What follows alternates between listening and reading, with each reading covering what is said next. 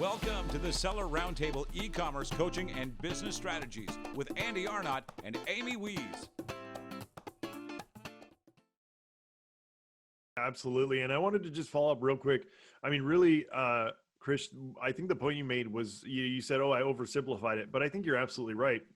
Really, the only difference is a volume play, right? So instead of selling, your widget on Amazon for $20, you're selling, 1,000 of them for $5, but you got some margin there. And so, there is huge opportunity there from the B2B standpoint. So I love that. On that note, Chris, how have you seen retailers evolve and respond to the effects of COVID-19? Like what are the average sellers doing? What kind of moves are they making to really respond and keep the doors open, keep the shipments going out? Sure. I think we've seen a big shift in a lot of different ways. Number one, I think the biggest thing that we've seen is that we saw a lot of local retailers who either had a token web presence or a token presence in selling online, but that ne'er the twain shall meet, meaning both their retail channels and their digital channels, either from an inventory and visibility perspective, or just how they sold and perceived and treated a lot of times the digital channel as a second child, or their Amazon channel, or other selling channels as that second or third child, really are forced to integrate them because number one, that then becomes their primary sales driver is through those channels now. But also from an inventory perspective, you could get away with segmenting inventory separately, but now you can no longer do that. So we're now seeing very small SMB retailers having to adopt that omni-channel experience that we've all heard about as the buzzword for years, but now actually having to put it into practice. So I'd say omni-channel, even for the SMB, is the first trend we've seen. The second trend is around the end consumer wanting to buy locally, support small business that's in the area. I think we all feel that esprit de corps together. So even on marketplaces, finding the end consumer who actively looks for a merchant that's close, not just from the idea of potentially a local pickup, which has of course become a thing, but also the idea of wanting to support that even on marketplace sales. But the last thing and probably one of the most important is the idea of tracking. And before we saw probably a lot of common sense things around the idea that, okay, if you sell, you got to give a proactive notification, give some shipping tracking information. But that's really accelerated in the age of COVID. And it's no longer good enough to give that very passive token initial email and then delivery confirmation. It has to be a much more active and engaging process, meaning before the checkout, communicating what the inventory and delivery decision-making looks like. That's one. The second is being able to then communicate proactively. And then after the fact, if there are delays, things like that, over communicating. So really that merchant / end consumer relationship has become about 100 or 1,000 times more important than the transactional. And even with marketplaces where oftentimes the seller and the buyer may have a transactional relationship, you're starting to see end consumers pay more attention to that buyer and repeat purchases from that seller because of their shipping and notification policies of what they've put in place. So I think that's perhaps a permanent change that we've seen. But the last point I'll make on that is to the earlier point that Amy had made about 3PLs and fulfillment partners. The permanent change is sellers of all sizes saying, I need inventory closer to the consumer. I need to have inventory pairs closer to the consumer. I have to reduce those days in transit. 2-day delivery, let's say that's now 5. It's no longer good enough to say I have a centralized warehouse because I have to now factor in delays. So 2 days may mean longer, but at least if the inventory is there, I can weather that storm a little bit better. So, Krish, I think what I'm understanding is, in terms of changes for retailers, is that there's a lot of focus of customers being able to get things on time, customers being able to rely on those goods, and so therefore they're looking for things that are closer. I think there's also an emergence of apps that are delivering and allowing people to get things from their local stores very quickly. And it used to be Amazon providing 2-day prime shipping was awesome, but I think there was some things that happened during COVID that people lost some faith in that. And during that time when Amazon was not delivering, so many providers stepped up and you could get things from your local grocery store very quickly within one day. You could get things from other providers like Walmart and other, e-commerce websites on time. They were not delayed in their deliveries. And so what you're saying is that consumers kind of responded by saying, look, it's important for us to be able to get things on time and be able to trust where those goods are coming from. Am I right in terms of that? And do you see consumers kind of staying with that trend post-COVID? I think we will. I think the local pickup, contactless pickup, and a lot of that is probably here to stay. But yeah, definitely, I think all the things that you mentioned are certainly things that we've seen in COVID, but that are permanent changes. And to be honest, a lot of them are ones that probably were long in the making, and it needed that extra push to make happen. Got it. And what else have e-commerce providers had to prioritize in order to fit the needs of the post-COVID consumer? Well, I think one of the biggest things is returns. Pre-COVID, a lot of us may have felt a little discomfort with the idea of printing out a shipping label, finding packaging around the house, doing that. And so you saw the advent of a lot of types of services where you go in person, things like that. I think that'll still continue for sure, but I think you're going to see a permanent change of the consumer feeling comfortable with initiating the return from home and printing that shipping label and doing that, even with packaging, things like that.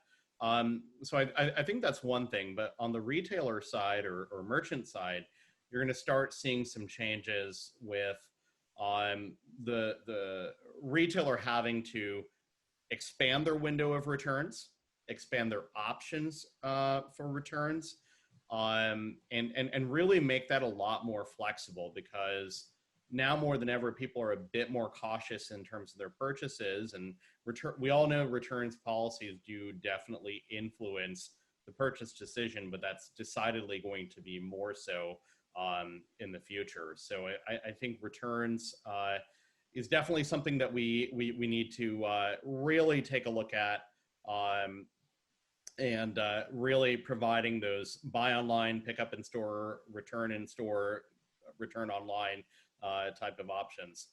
Those are definitely things we're going to see that I think are going to be permanent.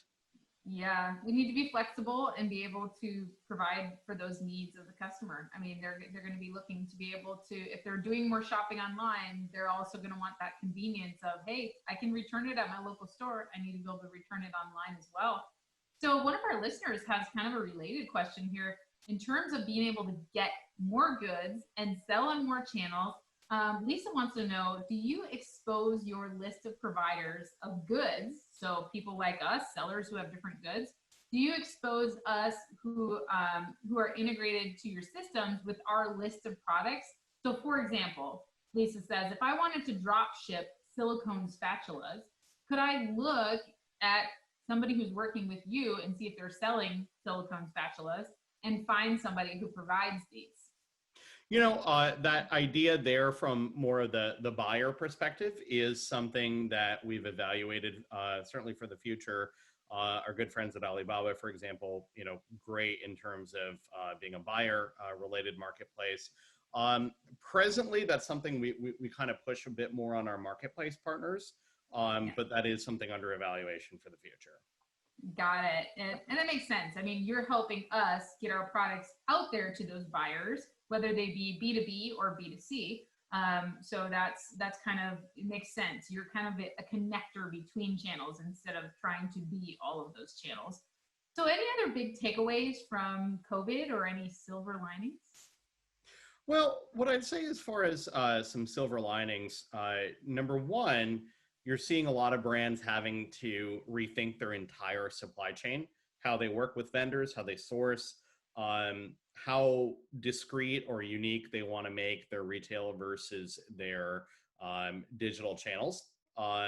That's one silver lining.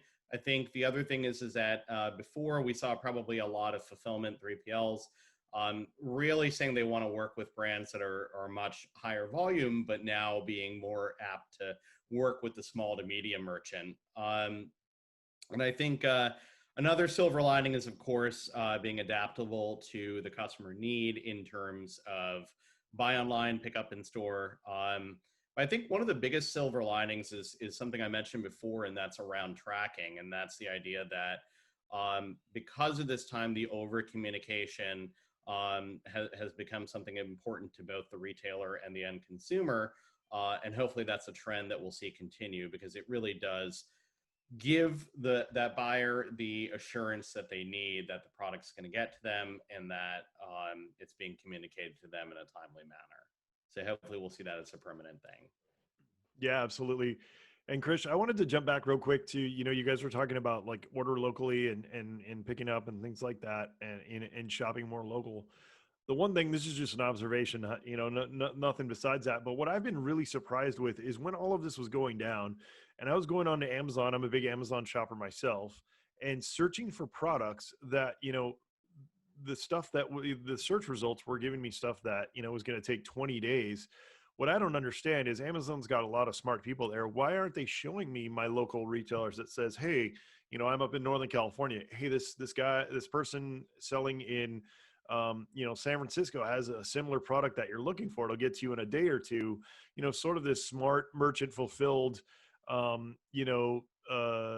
way of looking at the data from Amazon's point of view in terms of people searching for products. And I cannot believe this is a golden egg for anybody from Amazon listening, as an Amazon shopper. And not only that, but as a seller, I mean, getting orders locally would be epic. That alleviates this whole, idea of the Amazon warehouses being stretched too thin, and, products maybe that are in the New Jersey, center rather than in California, or, vice versa, is, kind of lifting, or even have a way to filter by saying, hey, show me products that are within 100 miles, kind of like eBay does. In this age of COVID, it's crazy to me that Amazon has not rolled anything out like that. And anyway, just an observation to build on what you were saying there. I think that there's still a lot of opportunity in terms of, some of these big marketplaces, getting creative. Not only that, but local pickup too. As an Amazon seller, there should be hey, I live, near this seller. Can I pick this up locally?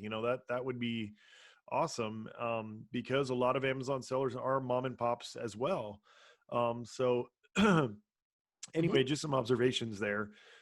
In that, on that same note, how is, because of the lost trust with Amazon and things like that, and, a little bit, is there any, do you see any kind of relation between shipping's increasing influence on the customer experience and then long-term brand loyalty? So, if you order something and it doesn't get to you for 2 weeks, you're like, oh, I'm never going to order from that company or that person again.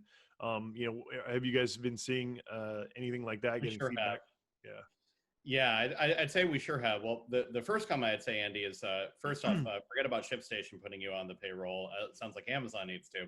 But the jokes aside, actually, our friends at Google have, some degree of some of the local shopping experiences, that you're mentioning there. So that is something to check out. And I do think also, the advent of the C2C marketplace, like our friends at Facebook, and some of the other newer C2C marketplaces, do hopefully satisfy some of that local selling and pickup need. But yeah, absolutely. I think these are all trends that we certainly need to watch. Yeah. excuse me, in terms of getting an item shipped out and then realizing the customer doesn't like what what they've gotten. How does ShipStation work in terms of reverse logistics, returns, things like that? The easier you make it to return something, generally the more likely the customer, they may not have been satisfied that time, but they say, hey, this experience was awesome. I'm going to come back to this supplier or this seller because they did such a great job, this brand. Anything you can fill us in on that? Yeah. Well, what I can say on returns on our side is one of the big wins that we have is our branded returns portal. And what that allows a merchant to do is to create a branded experience with their own brand that they can send their end consumer to initiate the return themselves. As we know, there's a lot involved in a return: the inbound call, the request, the RMA, the shipping label, the inbound receiving process.